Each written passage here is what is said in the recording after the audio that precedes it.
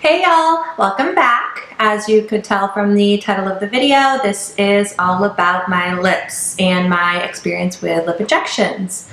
It's kind of awkward making a video about that, but I'm here to do it. So what this is going to do is kind of go over maybe like what the process is and what to expect, and give those of you who are interested an idea, and also get to see what the actual treatment looks like. Later on in the video, Dr. Gill is going to do the actual injections and you'll get to see that. It is graphic, so for those of you who maybe aren't into that sort of thing, I'll tell you when it's about to happen and you can just turn it off there.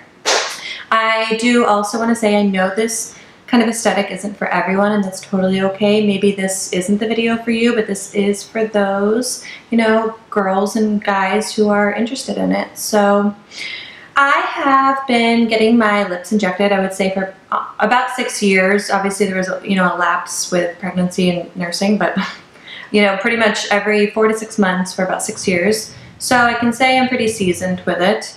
I personally get something called Juvederm. The two most popular injectables are Juvederm and Restylane. They're both hyaluronic acid fillers, and I've just noticed that Juvederm personally lasts a little bit longer for me. I know everyone's a little bit different. So yeah, they do say in those fillers that they're supposed to last about 6 to 9 months. I do notice for me it's about 4 to 6, so I get it done usually 2 to 3 times a year depending.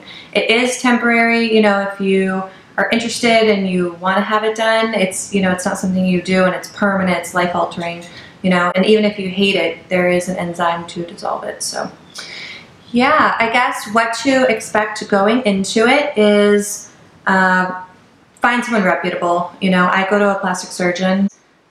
Utmost importance. I have had bad injection jobs, and I didn't have them dissolved. I just kind of like camouflaged it and whatever.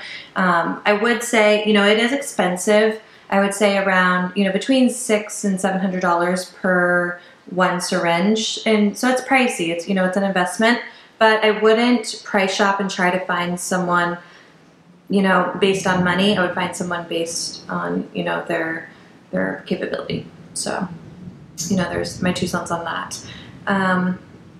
Once you go in, you establish your who you're going to use.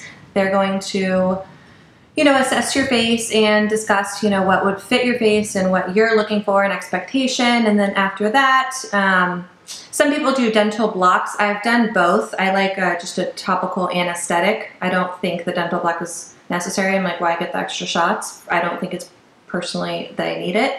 So I just use a topical cream, wait about 10 minutes, let that really get numbed up, and then they come in and they make multiple little injections, depending on where you want the fullness. The other way is to use a cannula, and they can make, one little injection and kind of shoot things all the way across.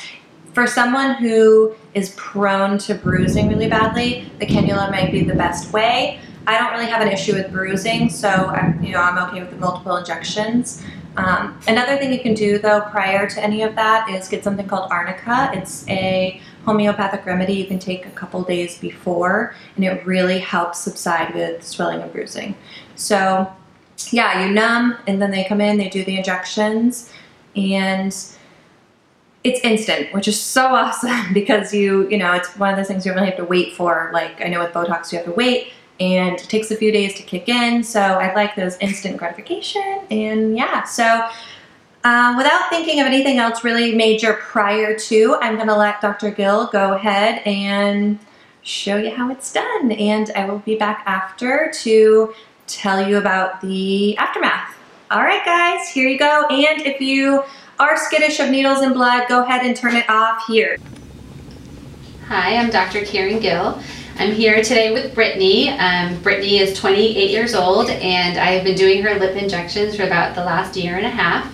Brittany really likes full lips, so we have concentrated on keeping her lips augmented about every 4 to 5 months to keep that natural but full appearance. She's also a makeup artist, so she really likes that full lip. She's actually taught me a lot.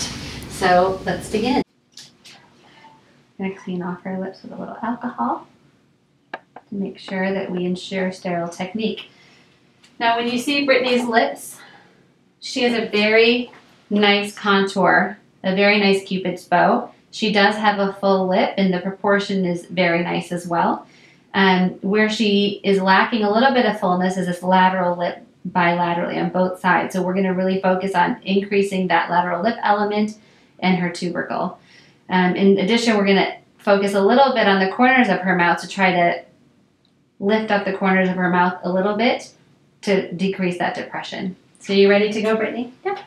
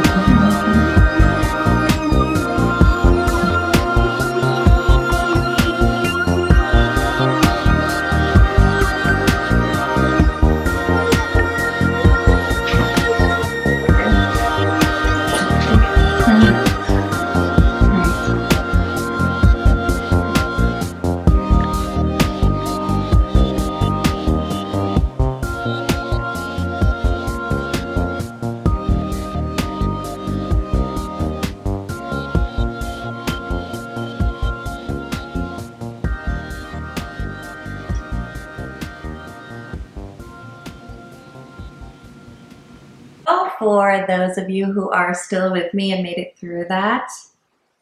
I told you it's interesting. What you can expect afterwards. You know, you definitely want to ice on and off. That's going to help with the swelling. The night of, once that numbing cream wears off, it's pretty sore, at least for me. You know, my lips are very swollen. It's, you know, it's pretty sore. I have to, you know, put some like Aquaphor or Vaseline on just to keep them from feeling like they're going to explode. But it, you know, and it also, it takes about, I would say like 2 weeks to really have all the swelling subside. And, you know, you can, they might not look perfect in the beginning, and that's usually to be expected.